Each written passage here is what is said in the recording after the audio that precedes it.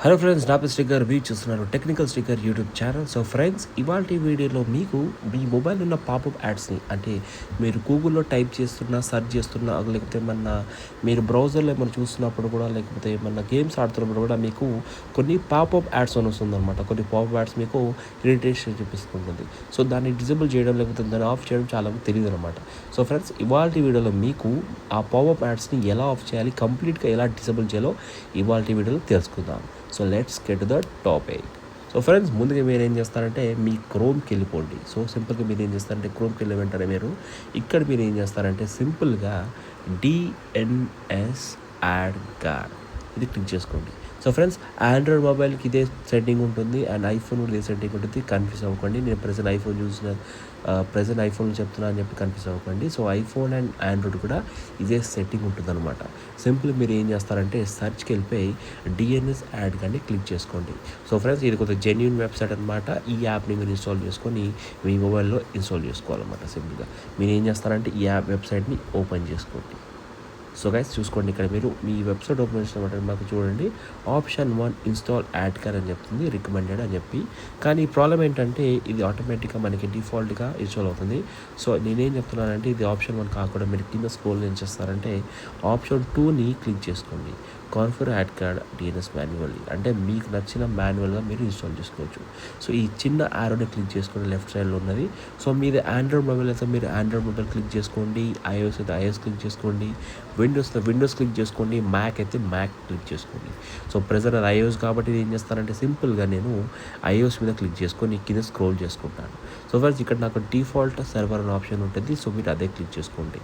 సింపుల్గా మీరు ఏం చేస్తారంటే డౌన్లోడ్ కాన్ఫిగరేషన్ ప్రొఫైల్ క్లిక్ చేసుకోండి. సో ఫ్రెండ్స్, ఈ విధంగా మీకు ఆప్షన్ అడుగుతుంది, డౌన్లోడ్ చేయాలా వద్దని కంప్లీట్గా మనకు అడుగుతుంది. సో ఖచ్చితంగా మనం డౌన్లోడ్ చేయాల్సిందే కాబట్టి కంటిన్యూ క్లిక్ చేసుకోండి. ఎందుకు అడుగుతుందంటే ఈ మధ్య మనకు అన్వాంటెడ్ యాప్స్ కూడా మన ఇన్స్టాల్ అవుతున్నాయి కాబట్టి మన మొబైల్ అనే సెక్యూరిటీ మనకు సేఫ్ అనమాట. సింపుల్గా ఏం చేస్తారంటే దీన్ని వన్స్ ఎలెవెన్ క్లిక్ చేసుకోండి. సో వెంటనే ఎలా చేసిన వెంటనే మనకి ఏంటంటే ఆటోమేటిక్గా మనకి డిఎన్ఎస్ సెట్టింగ్ అనేది యాప్ అనేది ఇన్స్టాల్ అయిపోతుంది అనమాట. సో ఫ్రెండ్స్, ఇన్స్టాల్ అయింది కానీ ఎలా ఇన్స్టాల్ చేయాలి సింపుల్ ఏం లేదు. సింపుల్ ఏం చేస్తారంటే మీ మొబైల్ ఉన్న సెట్టింగ్స్కి వెళ్ళిపోండి. మీ మొబైల్ సెట్టింగ్స్కి వెళ్ళిన వెంటనే ఆటోమేటిక్గా మనకి ఏంటంటే మన ఏ మొబైల్ అయినా మనకి ప్రొఫైల్ డౌన్లోడ్ అనే ఒక ఆప్షన్ ఉంటుంది.